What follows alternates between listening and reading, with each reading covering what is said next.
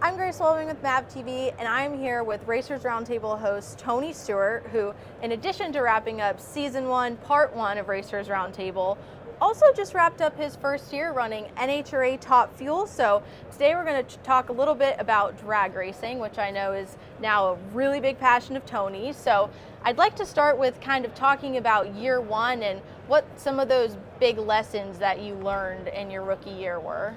Yeah, I was really worried going into the season because, I'd ran a year of top Alcohol Dragster, but now you're going into an 11,000 plus horsepower car, and it's way more expensive. If you spin the tires in the top alcohol class, it doesn't really hurt the motor or anything, but you do that in a top fuel car and it's $100,000. You blow up a blower, injectors, everything. It gets real expensive real quick. So going into the season knowing that, and they're like, you are going to tear parts up.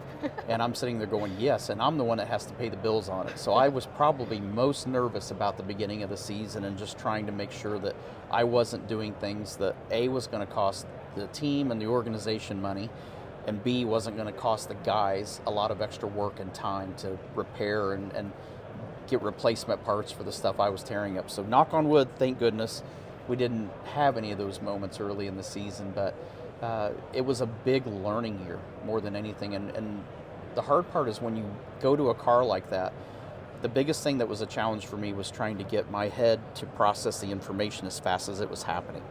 So with that is you can't predict how long it's going to take for your brain to figure this out. Mm-hmm. But it happened much quicker than I really believed it was going to happen. I thought it was going to take the majority of the season to really get used to driving a top fuel car.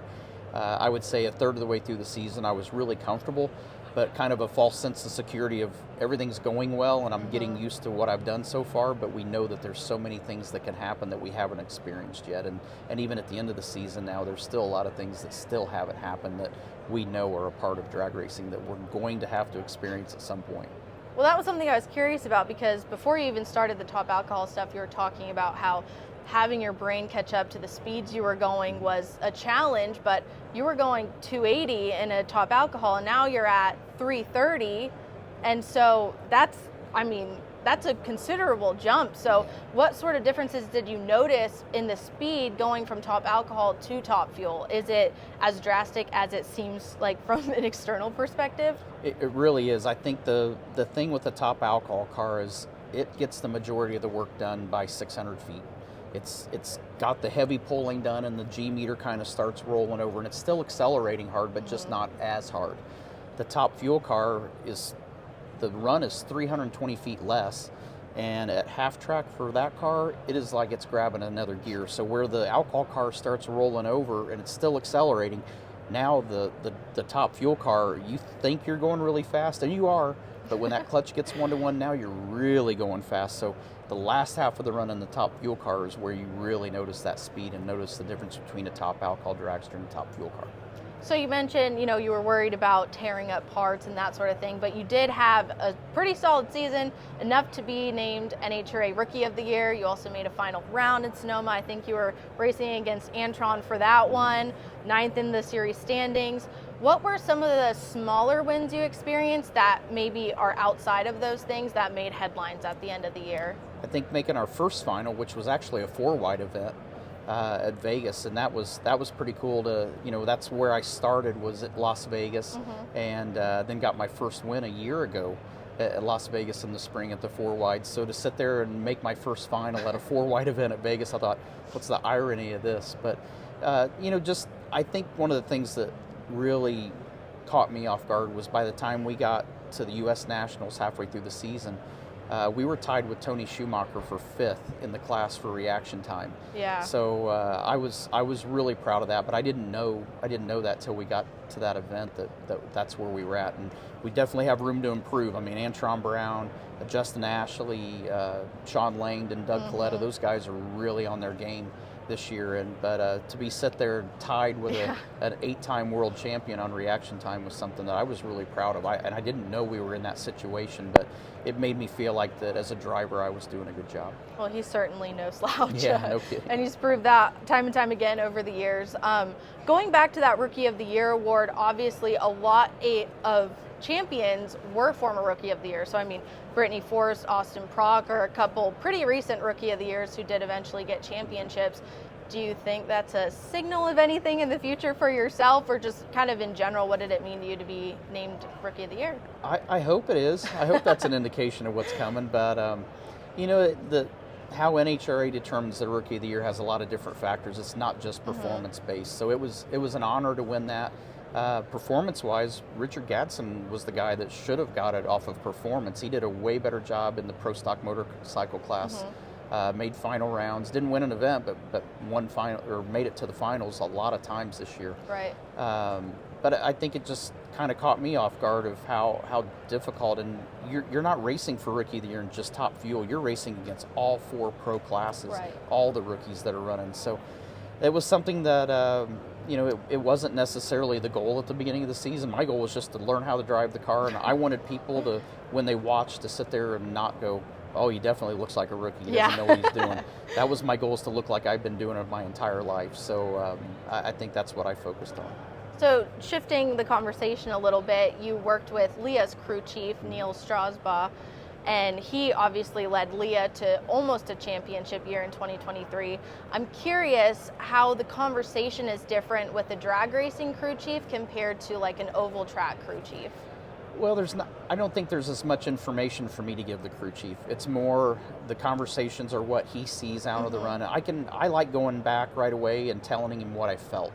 And then for me, the fun part is then he's looking at the data and he validates whether it's exactly what I said it was, or where I think an event happened, where it shook the tires or where it spun the tires at, where I think it was out on the racetrack. It's fun to sit there and go through the debrief with him and things that I feel in the car. The longer the season went, the more comfortable I got. The more comfortable I became, the more information I was able to process. And then being able to talk to the crew chief after the run and him pull the data up and validate it, that's something that's way different than what we did on the NASCAR or IndyCar side.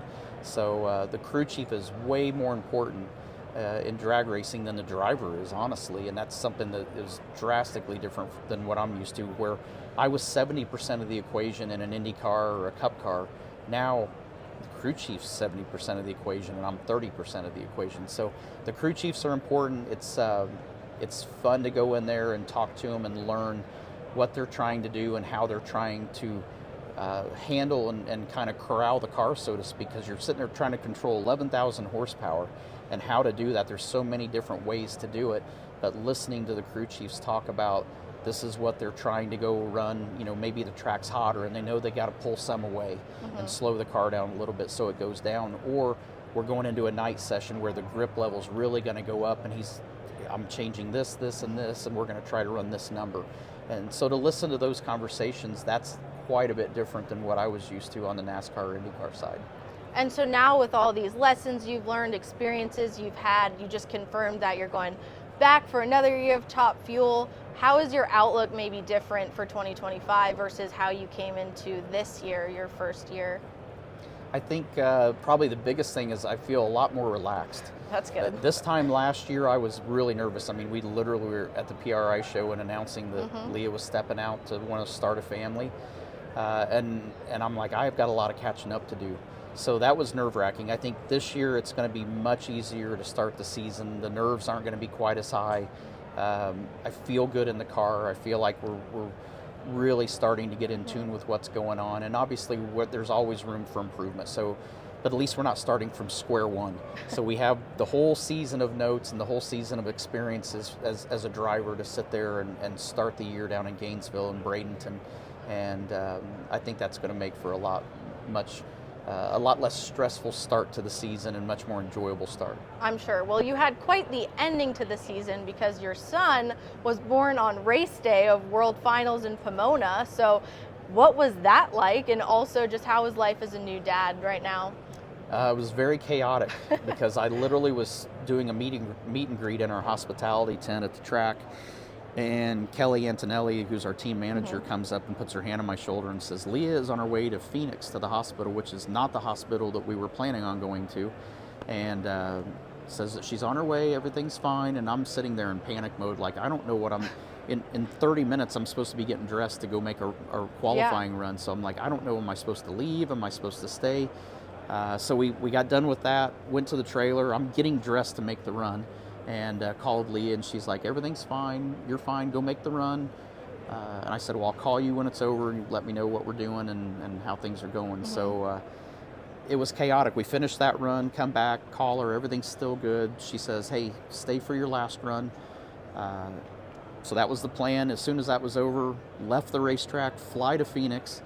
But this tells you how strong a woman Leah is. I mean, I got there, and the second thing out of her mouth when I walked in the door was, what is the drop dead time that you have to leave in the morning to get back to the racetrack and be on time?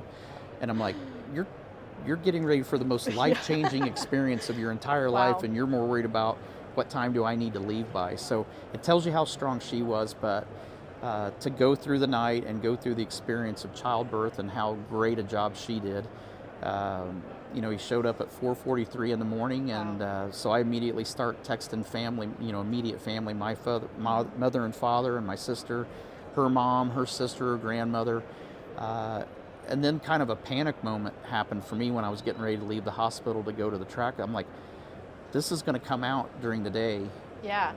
On the show during the broadcast that Leah's had this little baby, and there's so many people that we know that need to know from us and not hear it on TV. From TV, so literally, instead of enjoying a cat nap for 50 minutes on the flight, I am trying to send as many text messages and photos out as I can get done before we land, and making sure that all these significant people in our life know before they see it on TV. So it made for a very hectic day. It was a great experience when I got to the track. Both teams were lined up on both sides of the dragster when I got to the pit, and that was a neat surprise. I literally had just under 2 hours of sleep, so I was running on adrenaline. And then they had a plane crash at the racetrack. Delayed during the first round, but it just made for a great day. I mean, I was able to take the downtime and show people photos of the birth and everything, and it was great. I realized how strong a wife I had, and I knew I had a very strong wife, but I think the night and that morning that she gave birth to Dominic really showed me how strong of a woman she really is. And I tell people to this day, she's a much stronger woman than I will ever be as a man, and I'm very proud of her for that. Yeah, she's really cool. I've gotten the chance to talk to her a couple times, and she's pretty amazing. Last question, it's almost kind of self-reflection in a way, but should your son ever decide to pursue racing? I mean, he's got a drag racer as a mom, he's got you as a dad. Is there one series or kind of racing environment, when you look back on your career, that you feel like you may advise to go down this path because of what you've experienced? Yeah, Leah and I have had a lot of conversations about this, because there's so many things for young drivers to do now. There's so many different classes they can run. When I started, there were only two different paths of which way to go, and we don't know. I mean, I would find it very hard to believe that he doesn't want to be a racer when he grows up after having a mom and dad that drive race cars. But we both agree that we're not going to push him to do anything. We want our son to do what he wants to do. And I remember when I was a kid, when I was 8 years old and we started racing go-karts, my father made me promise that the day I wasn't having fun doing it, that we would stop. And so I guess I've carried that mindset, and I told Leah that, and we both agreed that motorsports is not something that you just do halfway, and if you're trying to push somebody into it, it's definitely not the right way to do it. You have to choose that that's what you want to do. So Dominic will have a decision to make of what he wants to do with his life, and if he wants to race, if he chooses racing, then it's another conversation of what avenue do we go down, and where do we start, and where does he want to end up. So there's lots of options in motorsports now. It'll be very fun to see what he decides to do with his life. Well, hear more stories from Tony Stewart and other legends of motorsports on Racers Roundtable, which you can watch on MAVTV.